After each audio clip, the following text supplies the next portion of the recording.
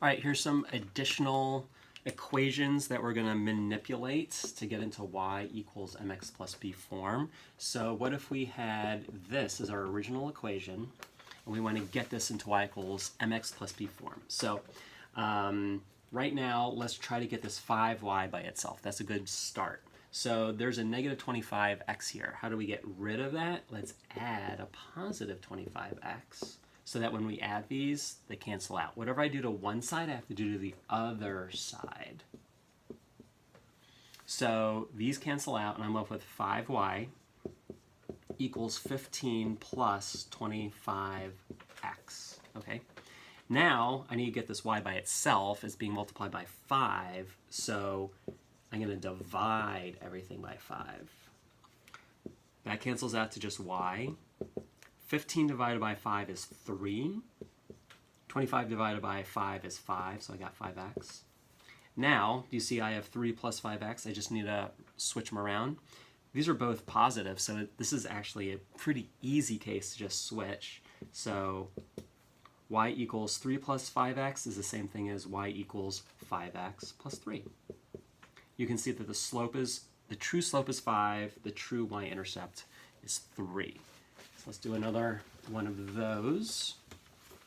Let's say that we have negative 10x plus 2y equals 20. So I want to get y by itself, so at least let's get 2y by itself. That's a good start. Here we have negative 10x, so let's add 10x to both sides. Whatever I do to one side, I have to do to the other side. So these things cancel out. So I'm left with 2y equals 20 plus 10x. Now I need to divide everything by 2 because I want to get y completely alone. Right now it's being multiplied by 2. So I divide everything by 2. So that's y equals 20 divided by 2 is 10, plus 10 divided by 2 is 5, so that's 5x. So that's y equals, now I just switch these, and it's 5x plus 10. So you see my true slope is 5, and my true y-intercept is 10. Let's try another one. How about, let's say that we have negative 4x plus 4y equals 8. All right, we're trying to get at least 4y by itself to start with. So let's add, but we've got this negative 4x here. So let's get rid of that negative 4x by adding 4x. But whatever you do to one side, you got to do to the other side. So these things cancel each other out, so you're left with 4y equals 8 plus 4x. This 4 is being multiplied by this y. We just want to get y by itself.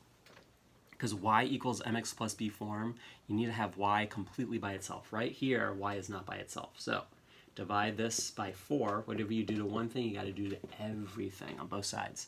So now you're left with y equals 4 goes into 8 twice, and 4 goes into 4 once. Oh, okay.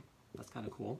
So 4 goes into 4 one time, so it's like these cancel out to 1. So you just have 1x, 1 times x, or just x. You could just say x if you wanted.